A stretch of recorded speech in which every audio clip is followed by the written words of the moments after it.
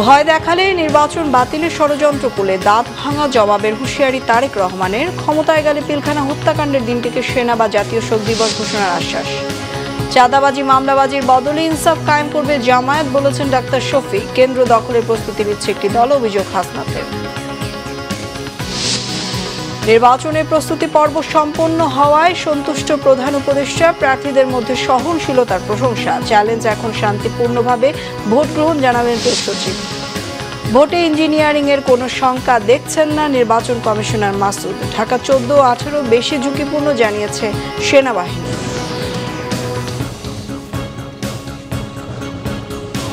Crown cement সংবাদ শিরোনাম দেখছিলেন, এবার বিস্তারিত। 12 ফেব্রুয়ারি নির্বাচন বাতিলের ষড়যন্ত্র করলে দাঁত ভাঙা জবাব দেওয়া হবে, হুঁশিয়ারি দিয়েছেন বিএনপির চেয়ারম্যান তারেক রহমান। গতকাল দুপুরে নীলফামারীতে নির্বাচনী জনসভায় তিনি এই হুঁশিয়ারি দেন। বিএনপি ক্ষমতায় গেলে যত দ্রুত সম্ভব তিস্তা ব্যারেজ মহাপরিকল্পনার কাজ শুরু করার প্রতিশ্রুতি দেন বিএনপির চেয়ারম্যান। এছাড়া নীলফামারীর মানুষের দাবি বাস্তবায়ন করে সেখানে পর্যায়ক্রমে একটি মেডিকেল কলেজ প্রতিষ্ঠার আশ্বাসও দেন তিনি। পরে গতকাল বিকেলে দিনাজপুরের বিরামপুর সরকারি কলেজ মাঠের জনসভায় যোগ দেন তারেক রহমান। বলেন, বিএনপি সকল ধর্ম ও মতের মানুষকে সাথে নিয়ে ঐক্যবদ্ধ বাংলাদেশ গড়তে চায়।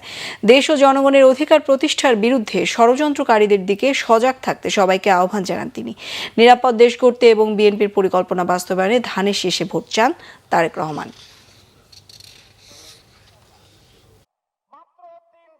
একটি দলকে আমরা খেয়াল করছি, আমাদের সমাজের বিভিন্ন মানুষকে গিয়ে তারা ভয় দেখাচ্ছে। আজকে আমি দ্ব্যর্থহীন কণ্ঠে পরিষ্কার ভাবে বলে দিতে চাই, বাংলাদেশের কোন ভোটারকে যারা ভয় দেখাবে, যারা তাদেরকে বিভ্রান্ত করার চেষ্টা করবে, ইনশাআল্লাহ কারো সাথে যদি অন্যায় হয়ে থাকে আমরা সেই ব্যবস্থা গ্রহণ করব, অন্যায়কারীর বিরুদ্ধে আইনগত ব্যবস্থা গ্রহণ করব। আগামী দিনের রাজনীতি হবে দেশ পুনর্গঠনের রাজনীতি, আগামী দিনের রাজনীতি হবে রাষ্ট্র গঠনের রাজনীতি। আমরা মুসলমান হই, আমরা হিন্দু হই, আমরা বৌদ্ধ হই, আমরা খ্রিস্টান হই, আমরা সকলকে সাথে নিয়ে আমাদের দেশ গঠন করতে চাই। এদিকে গতকাল ঠাকুরগাঁওয়ে বিএনপি চেয়ারম্যান তারেক রহমান বলেছেন, নিরাপদ বাংলাদেশ গড়তে সবাই মিলে একসাথে কাজ করবেন। দেশকে নিয়ে বিএনপির পরিকল্পনা বাস্তবায়নে ধানের শীষে ভোট চান তিনি। আগামীর বাংলাদেশে ধর্মের ভিত্তিতে নয়, যোগ্যতার মাধ্যমে মূল্যায়ন করা হবে জানান তিনি। ঠাকুরগাঁও প্রতিনিধি কোদাবক্স ডাব্লুকে সাথে নিয়ে আহমেদ সরোয়ারের রিপোর্ট, ক্যামেরা ছিলেন এনামুল হাবিব রুবেল। তারেক রহমানের আগমনকে কেন্দ্র করে সকাল থেকেই ঠাকুরগাঁও ও এর আশপাশের এলাকার নেতাকর্মী এবং সাধারণ মানুষের আগমনে সভাস্থল পরিপূর্ণ হয়ে ওঠে। 22 বছরেরও বেশি সময় পর তারেক রহমান যখন ঠাকুরগাঁও জেলা স্কুল বড় মাঠের সভাস্থলে এসে হাজির হন, তখন উচ্ছ্বসিত হয়ে ওঠেন দলের নেতাকর্মী সহ জনসভায় উপস্থিত মানুষ। হাজার হাজার নেতাকর্মী তুমুল করতালি দিয়ে তাদের নেতাকে অভিবাদন জানায়। তারেক রহমান হাত নেড়ে তাদের অভিবাদনের জবাব দেন। তারেক রহমান তার বক্তব্যের শুরুতেই 24-এর গণ আন্দোলনের শহীদ এবং আহতদের অবদান স্মরণ করে বলেন, যে প্রত্যাশাকে সামনে রেখে তারা আত্মদান করেছেন, আহত হয়েছেন, পঙ্গুত্ব বরণ করেছেন, তা পূরণ করা সকলের দায়িত্ব। তাদের প্রতি শ্রদ্ধা জানিয়ে নতুন বাংলাদেশ গঠনে সবাইকে একযোগে কাজ করার আহ্বান জানান তিনি।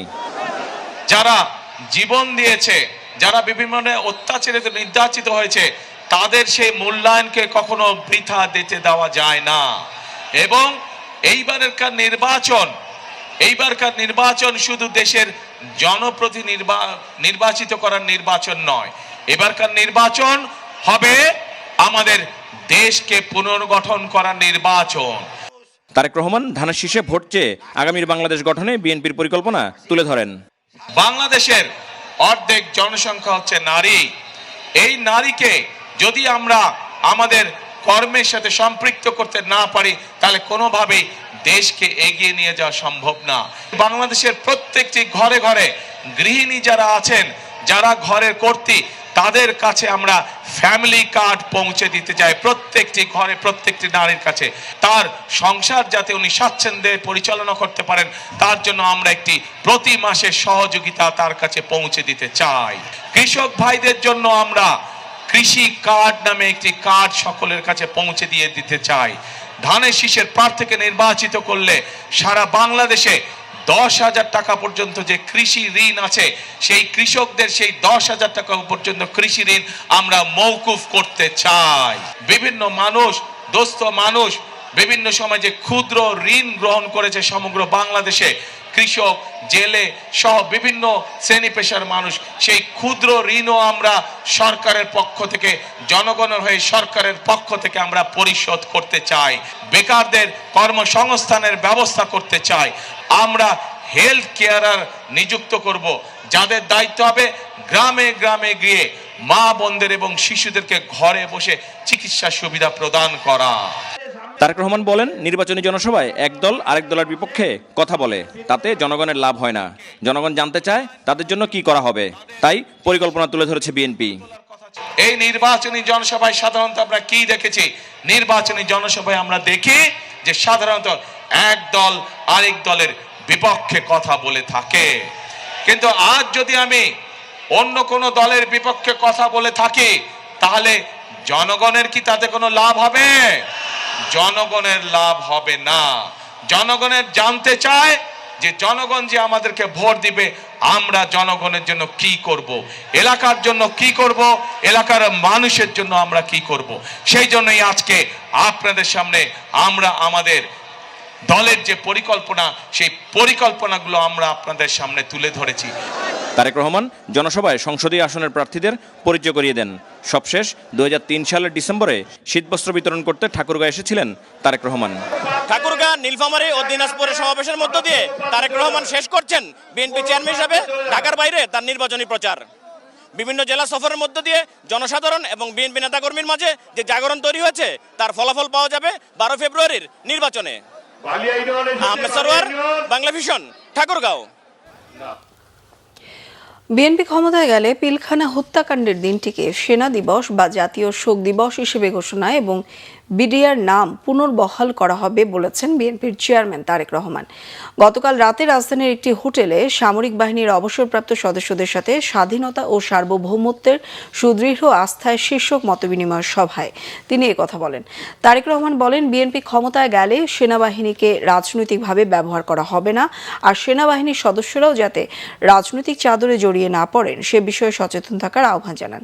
বিএনপি চেয়ারম্যান আরও বলেন, সেনাবাহিনীর গৌরব ও সম্মান সেনাবাহিনীকে রক্ষা করতে হবে। দেশের সার্বভৌমত্বের জন্য শক্তিশালী সেনাবাহিনী দরকার। মতবিনিময় সভায় উপস্থিত সশস্ত্র বাহিনীর অবসরপ্রাপ্ত সদস্যরা বিডিআর হত্যাকাণ্ড সহ পরবর্তী সময়ে তাদের জীবনে ঘটে যাওয়া দুঃসময়ের কথা তুলে ধরেন। বিডিআর হত্যাকাণ্ড সহ বিভিন্ন সময়ে সশস্ত্র বাহিনীর সদস্যদের হত্যার ন্যায় বিচার দাবি করেন তারা।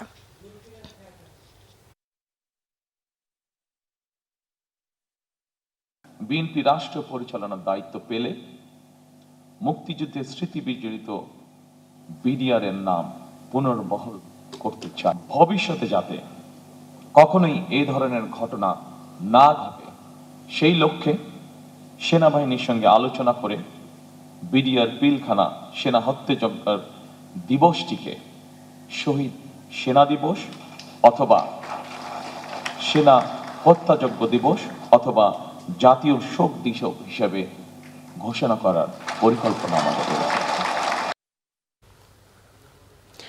জামায়াতে ইসলামীর আমির ডাক্তার শফিকুর রহমান গতকাল বলেছেন, সরকারি কর্মকর্তা কর্মচারীদের বর্তমান বেতন ভাতা ইনসাফ ভিত্তিক নয়, পর্যাপ্তও নয়। দেশে ইনসাফ প্রতিষ্ঠার অঙ্গীকার করে বলেন, দুর্নীতিতে সমাজ ছেয়ে গেছে। এখনও দেশে চাঁদাবাজ, মামলাবাজদের ভয়ে সাধারণ মানুষ আতঙ্কিত। প্রতিনিধিদের পাঠানো তথ্যছবিতে বিস্তারিত।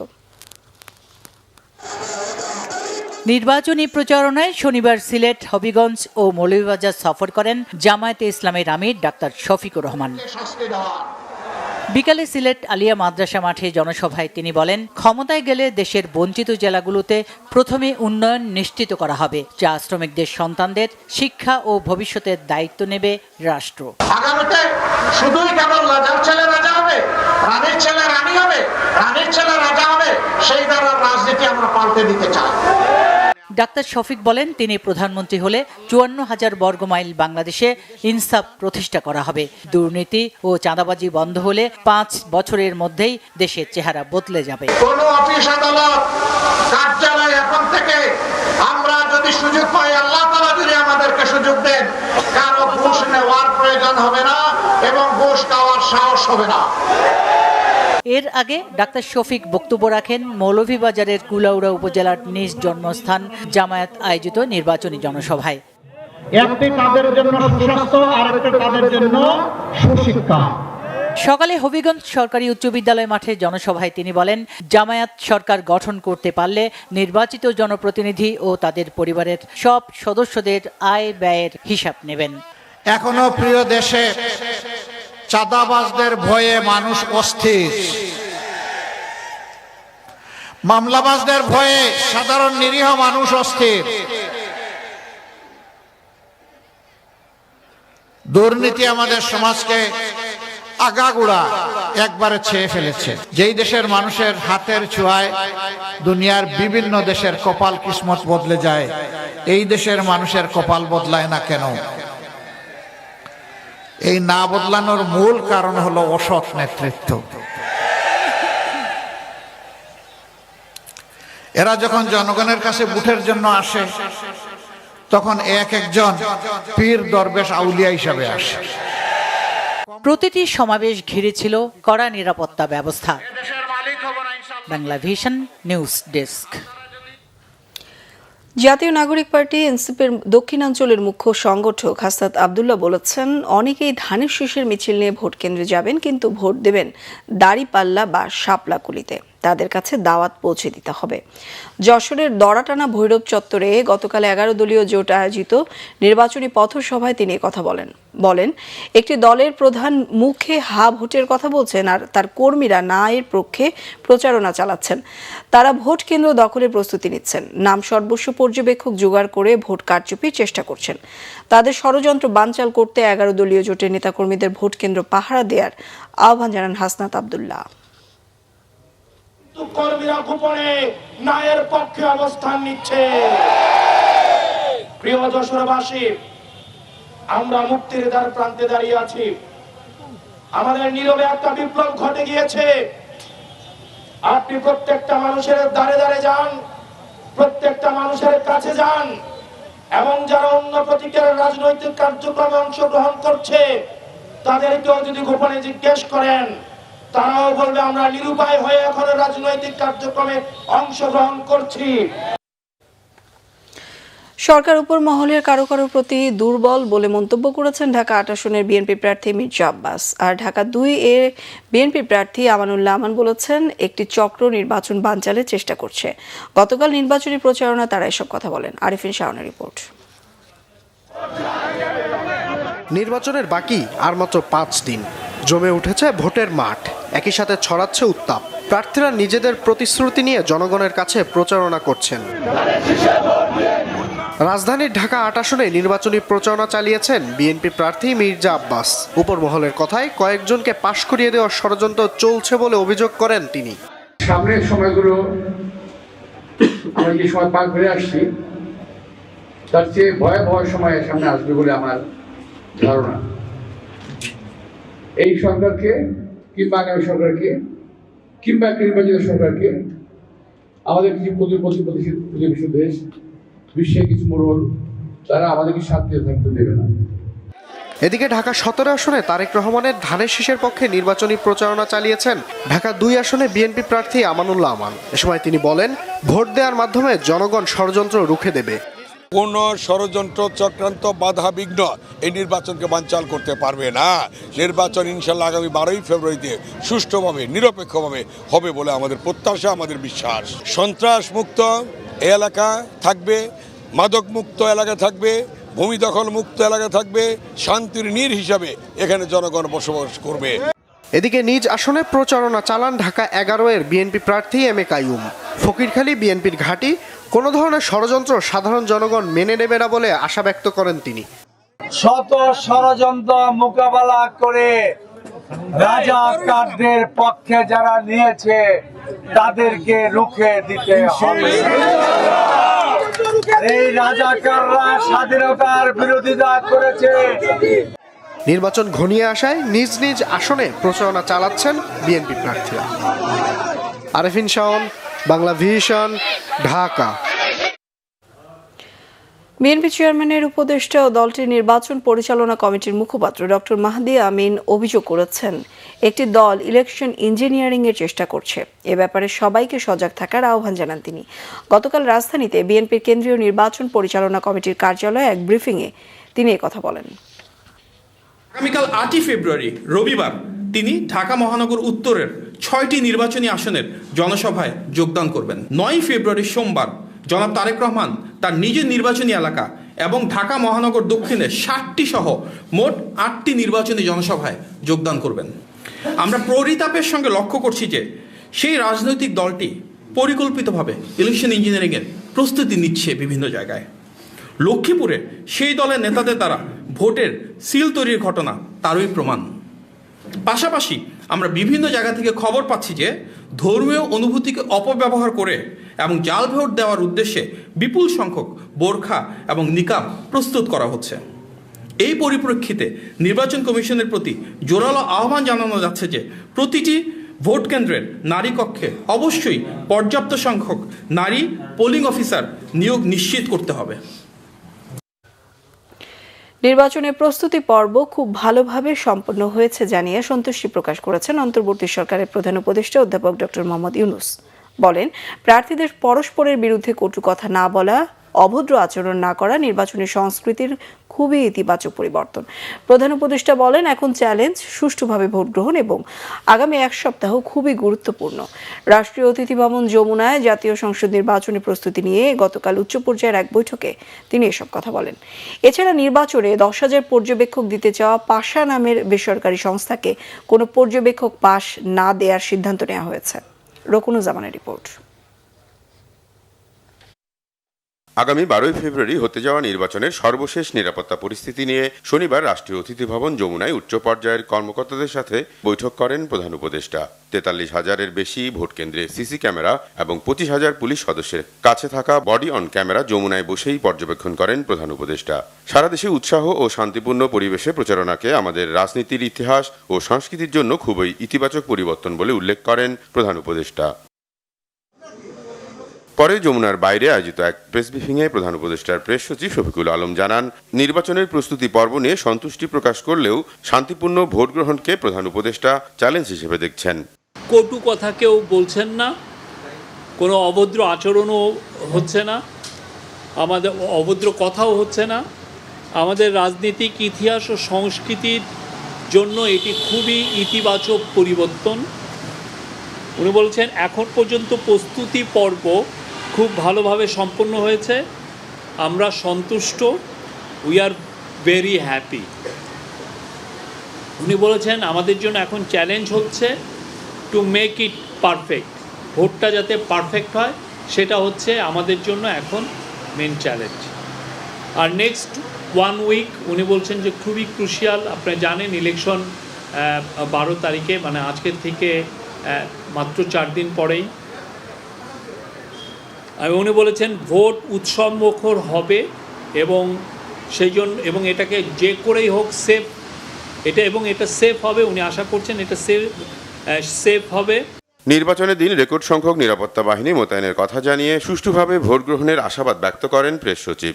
ভুইফোর প্রতিষ্ঠান পাশাকে 10,000 পর্যবেক্ষক পাস দেওয়া নিয়ে উঠা বিতর্কের বিষয়েও জানানো হয় সংবাদ সম্মেলনে। 9 লক্ষের মতো মেম্বার অফ সিকিউরিটি ফোর্সেস, তার মধ্যে 1,08,000 হচ্ছে আর্ম ফোর্সেসের মেম্বার। নির্বাচন সুরক্ষা অ্যাপটাও এখন পুরোপুরি চালু হয়ে গেছে। এই পুরো কেন্দ্রগুলো নতুন করে রেকি করা হয়েছে, এটা দেখা হয়েছে সক্ষমতাটা কতটুক। এবং একদম শেষে যদি দেখা যায় যে আমরা ওয়াল বা কোনো এগুলো দিতে পারছি না, সেক্ষেত্রে বাঁশ দিয়ে হলেও এটার একটা যাতে আলাদা সেপারেটেড একটা করা যায় সেই কাজগুলো করবে। তো আমরা আশা করছি যে ইলেকশন আসতে আসতে ঝুঁকিপূর্ণ কেন্দ্রের সংখ্যা একদমই মিনিমাম থাকবে। একটা এনজিও তারা 10,000 নির্বাচনী পর্যবেক্ষক নিয়োগ করবে এটা বলেছিল। ইলেকশন কমিশন থেকে তাদের বিষয়ে খোঁজখবর নেওয়া হয়েছে। খোঁজখবর নিয়ে তাদের সক্ষমতা সম্পর্কে ইলেকশন কমিশন নিশ্চিত হতে পারবে, এই জন্য তাদেরকে পর্যবেক্ষক কার্ড বিতরণ করা স্থগিত করা হয়েছে। নির্বাচনের আগে নিরাপত্তা পরিস্থিতি আরও উন্নত হবে বলে আশাবাদ প্রকাশ করেন প্রেস সচিব। জানান, সব ভোট কেন্দ্রই গোয়েন্দা নজরদারির মধ্যেই রয়েছে। রকুনুজ্জামান, বাংলা ভিশন, ঢাকা। নির্বাচনী ইঞ্জিনিয়ারিং এর কোনো শঙ্কা দেখছেন না নির্বাচন কমিশনার আব্দুল রহমান এল মাসুদ। নির্বাচন উপলক্ষে গতকাল বিকেলে রংপুর সার্কিট হাউসে স্থানীয় প্রশাসনের সাথে আইনশৃঙ্খলা পরিস্থিতি নিয়ে কথা বলেন কমিশনার। দেশের সাম্প্রতিক দুটি হত্যার ঘটনায় নির্বাচনে কোনো প্রভাব পড়বে না জানিয়ে রাজনৈতিক দলগুলোকে সহনশীলতার আহ্বান জানান। ভোটের পরিবেশ স্বাভাবিক রাখতে মাঠ প্রশাসনকে সতর্ক থাকার পরামর্শ দেন আব্দুল রহমান এল মাসুদ। জেলা প্রশাসক মোহাম্মদ এনামুল আহসানের সভাপতিত্বে মতবিনিময়ে মহানগর জেলা ও উপজেলা প্রশাসনের কর্মকর্তারা উপস্থিত ছিলেন। আমরা এরকম ইঞ্জিনিয়ারিং কোনো কিছু লক্ষ্য করতেছি না।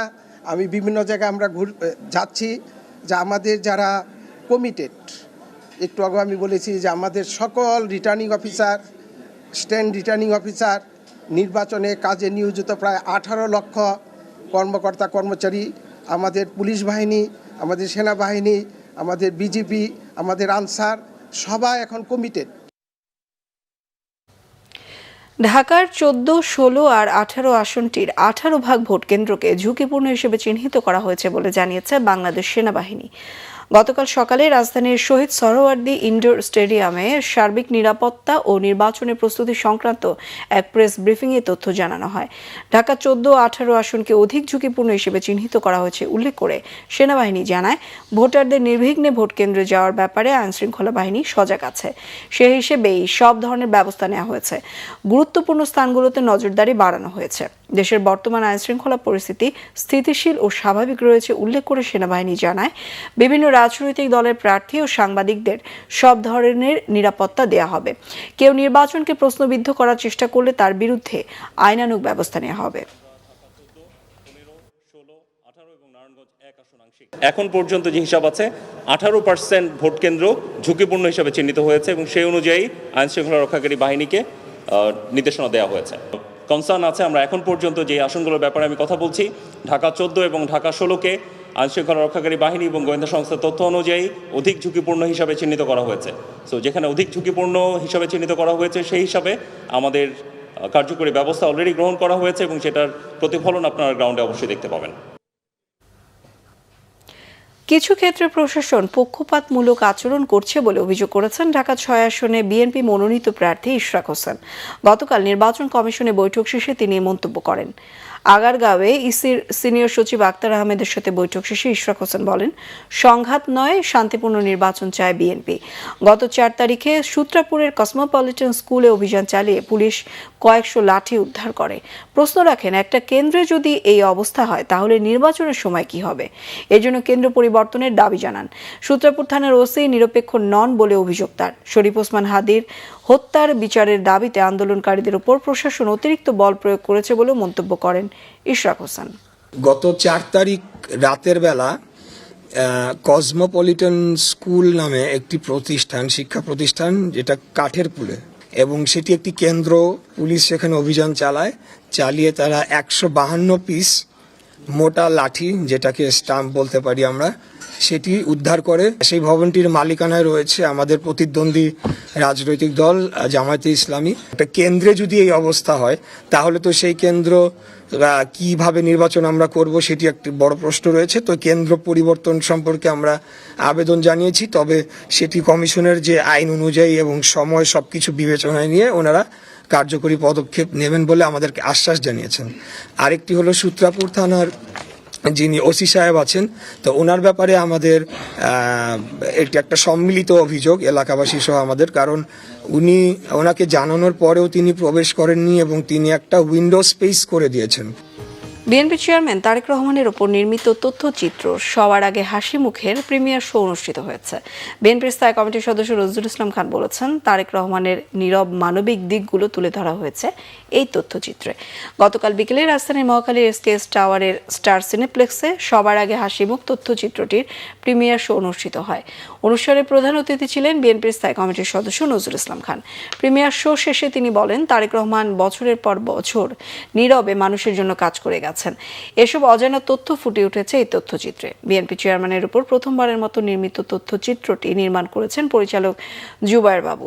প্রিমিয়ার শোতে রাজনীতিবিদ, শিক্ষক, অভিনেতা, সাংবাদিক, গায়ক থেকে শুরু করে সব শ্রেণী পেশার মানুষ উপস্থিত ছিলেন। সংবাদ শেষ করব ক্রাউন সিমের শিরোনামগুলো আরো একবার জানিয়ে। ভয় দেখালে নির্বাচন বাতিলের ষড়যন্ত্র করলে দাঁত ভাঙা জবাবের হুঁশিয়ারি তারেক রহমানের। ক্ষমতায় গেলে পিলখানা হত্যাকাণ্ডের দিনটিকে সেনা বা জাতীয় শোক দিবস ঘোষণার আশ্বাস। চাঁদাবাজি মামলাবাজির বদলে ইনসাফ কায়েম করবে জামায়াত বলেছেন ডাক্তার শফিক। কেন্দ্র দখলের প্রস্তুতি নিচ্ছে একটি দল, অভিযোগ হাসনাতের। নির্বাচনের প্রস্তুতি পর্ব সম্পন্ন হওয়ায় সন্তুষ্ট প্রধান উপদেষ্টা। প্রার্থীদের মধ্যে সহনশীলতার প্রশংসা। চ্যালেঞ্জ এখন শান্তিপূর্ণভাবে ভোট গ্রহণ, জানালেন প্রেস সচিব। ভোটে ইঞ্জিনিয়ারিং এর কোনো শঙ্কা দেখছেন না নির্বাচন কমিশনার মাসুদ। ঢাকা 14-18 বেশি ঝুঁকিপূর্ণ, জানিয়েছে সেনাবাহিনী।